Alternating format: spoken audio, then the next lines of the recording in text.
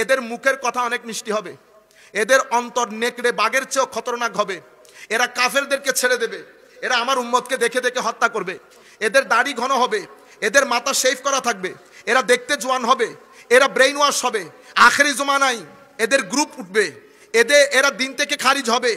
আমার নবী সাল্লাল্লাহু আলাইহি ওয়াসাল্লাম হেন কোনো কথা নাই তাদের ব্যাপারে বলে যায় না। এটাকে ইমাম বুখারী শরীফের মধ্যে চ্যাপ্টার কায়েম করেছেন, কিতাবুল খাওয়ারিজ। তাদের নামাজ বেশি হবে, তাদের তিলাওয়াত বেশি হবে, এমনভাবে তিলাওয়াত করবে তারা মনে করবে কোরআন শুধু তাদের। দেখছেন, কোরআন শুধু তাদের। আমার নবী বলছেন ওহু আলাইহিম, কোরআন তাদের বিরুদ্ধে সাক্ষী দেবে।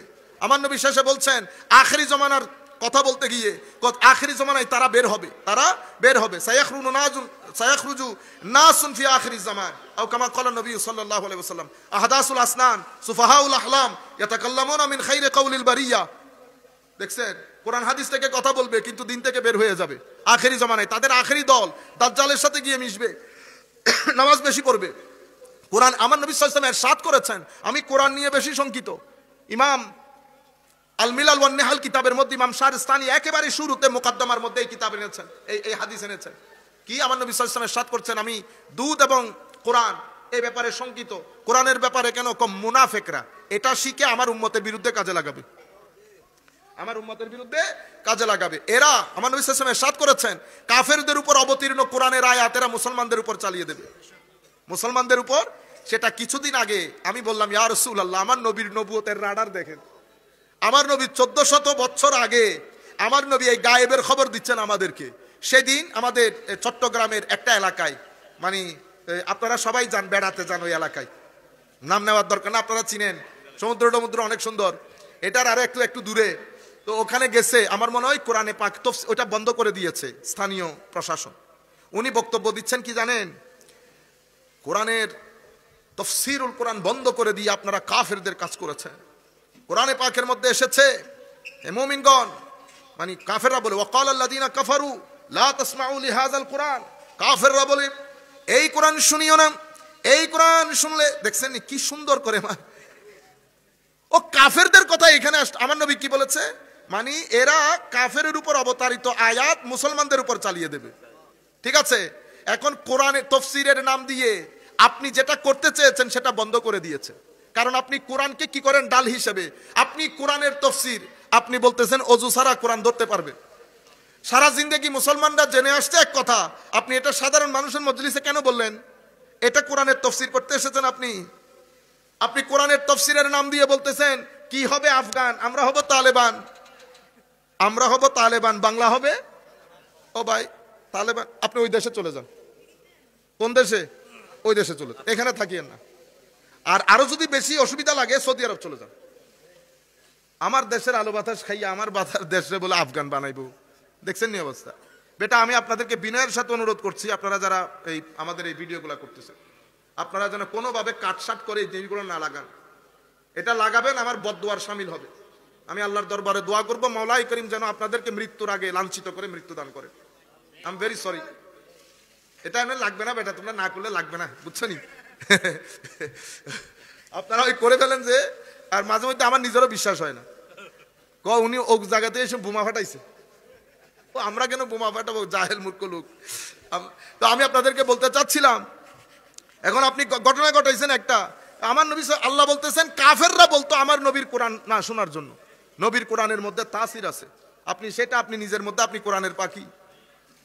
আপনারা বুঝতে পেরেছেন? আমার নবী ইরশাদ করেছেন কাফেরের উপর অবতারিত আয়াত এখানের মধ্যে বিসমিল্লাহ করে চালাই দেবে। যাই হোক, সেই জায়গার মধ্যে গত 50 বছরে এবং ট্রেন আপ করে একটা নির্দিষ্ট জায়গা থেকে দৌড়ে দৌড়ে এখানে এনে আমরা তাফসীরুল কোরআন মাহফিল করে, আন্তর্জাতিক তাফসীরুল কোরআন মাহফিলের মধ্যে আমি 18টা ক্যাসেট শুনেছি, শুধু আমি ইবনে কাসিরকে একবার শোনার জন্য, শুধু ইমাম রাজির নাম শোনার জন্য। কারণ আপনি আন্তর্জাতিক মুফাসসির, আপনি আমাকে বলবেন, যেহেতু আপনি 3 দিন ব্যাপী তাফসীর করতেছেন, আপনি আমাকে বলবেন কোরআনের ব্যাপারে অক্সফোর্ডের লেখক অমুক সনে আর্টিকেল লিখেছে, সেই আর্টিকেলের মধ্যে তাফসীরের এই কথা বলেছে, ক্যামব্রিজের মধ্যে এই রিসার্চ হয়েছে। কোনো রিসার্চ নাই, কোনো মুফাসসিরের নাম নাই, শুধু আপনি আপনার রাজনীতির মাঠ গরম করেছেন। আমি আপনার রাজনীতিকে ডিসএগ্রি করতেছি না, আপনি রাজনীতি করেন, এভরিবডি, সবার রাইট আছে, কিন্তু আপনি সেটা রাজনীতি বলে করেন। এখন আমার কাকারা আমার এখানে দাওয়াত দিয়েছে, মাহফিলের দাওয়াত, আমি রাজনীতি করতে পারবো না?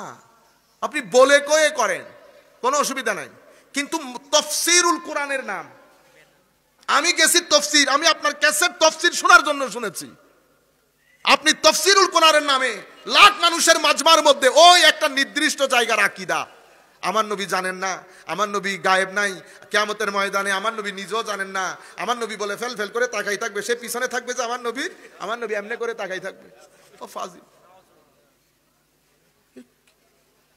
আমার আল্লাহ বলতেছে নবী তো নবী, ইন্নাল্লাযীনা সাবাকাত লাহুম মিনাল হুসনা উলাইকা আনহা মুবাদুন, তো যারা সাবেকুনা বিল খায়রাত, কারণ আমার আল্লাহর বান্দারা তিন ধরনের হয়, এক ধরনের হচ্ছে জালিমুন লিনাফসি, আরেক ধরনের হচ্ছে মুক্তাসিদ, আরেক ধরনের হচ্ছে সাবিকুম বিল খায়রাত।